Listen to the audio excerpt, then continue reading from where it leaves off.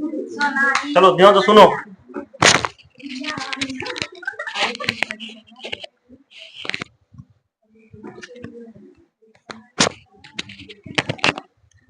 देखो भारतीय क्या कहते हैं, भारतीय कृषि से संबंधित कुछ महत्वपूर्ण क्वेश्चन है, अपना अपना जगह पर से ही देखते रहना खाली।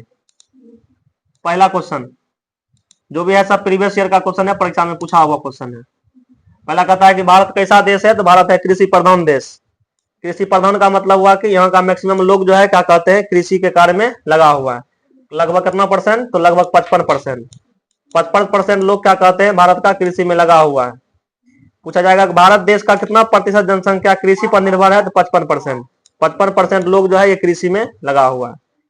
फिर है कि मानव शरीर में जल की मात्रा, ये भी 65%। मानव शरीर में जल की मात्रा जो होता है वो 65% होता है। फिर है भारत में राष्ट्रीय आय की गणना कौन करता है, तो केंद्रीय सांख्यिकी संगठन, शॉर्ट में कहते हैं CSO, सेंट्रल स्टेटिस्टिक्स ऑर्गेनाइजेशन होता है हिंदी में, केंद्रीय सांख्यिकी संगठन। इसका स्थापना हुआ था 1954 में। इसका स्थापना 1954 में किया गया था। आगे पूछा जाएगा कि भारत का केंद्रीय बैंक, भारत का केंद्रीय बैंक कौन है, ये हो जाएगा रिजर्व बैंक ऑफ इंडिया। इसको शॉर्ट में कहते हैं RBI। RBI का मतलब होता है रिजर्व बैंक ऑफ इंडिया। इसका स्थापना हुआ था 1935 में। 1935 में इसका स्थापना हुआ था। इसका मुख्यालय क्या कहते हैं, मुंबई में है। और भारत में नोट जारी करने का अधिकार RBI को ही दिया गया है। फिर कहता है कि RBI का पूरा नाम, RBI का पूरा नाम हो जाएगा reserve bank of India, reserve bank of India. फिर आगे है कि RBI का स्थापना 1935। 1935 RBI का मुख्यालय कहाँ है, तो मुंबई। RBI का मुख्यालय मुंबई। RBI का राष्ट्रीयकरण किस वर्ष हुआ, 1949। 1949। आगे है भारत का वित्तीय राजधानी। वित्तीय राजधानी का मतलब हुआ फाइनेंशियल कैपिटल, रुपा पैसा के मामले में जो राजधानी बनाया गया है वो मुंबई को बनाया गया है।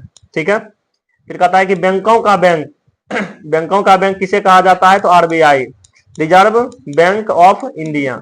बैंकों का बैंक RBI को कहा जाता है। बैंक संबंधी जो नियम बनाता है वो सब नियम RBI बनाता है।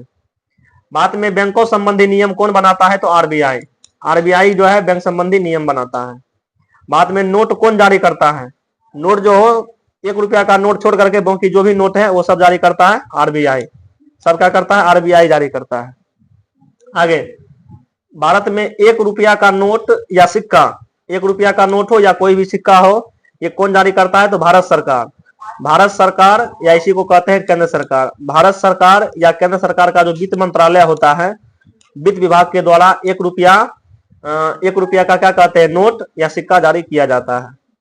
आगे है भारत में राष्ट्रीय आय का गणना, राष्ट्रीय आय का, अच्छा भारत में राष्ट्रीय आय का अनुमान सबसे पहले किसने लगाया, तो भारत के एक क्या कहते हैं विद्वान आदमी थे जिनका नाम क्या था, दादा भाई नौरोजी। दादा भाई नौरोजी के द्वारा 1868 में सबसे पहले राष्ट्रीय आय का अनुमान लगाया गया।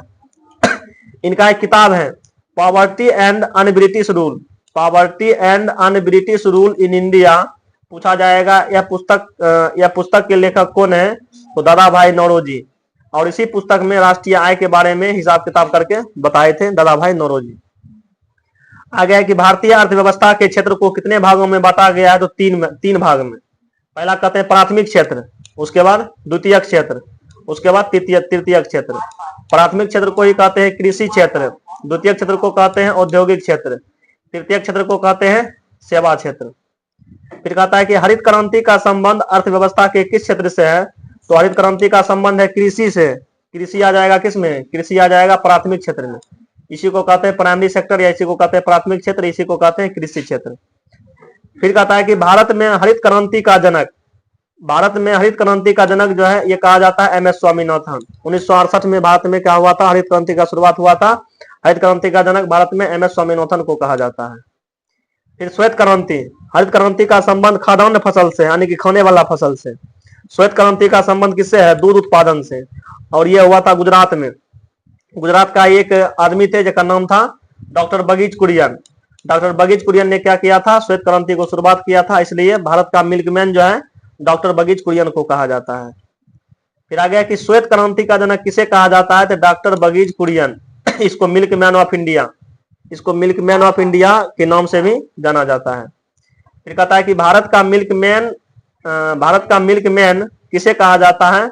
ये हो जाएगा डॉक्टर बगीच कुरियन। डॉक्टर बगीच कुरियन को भारत का मिल्क मैन कहा जाता है।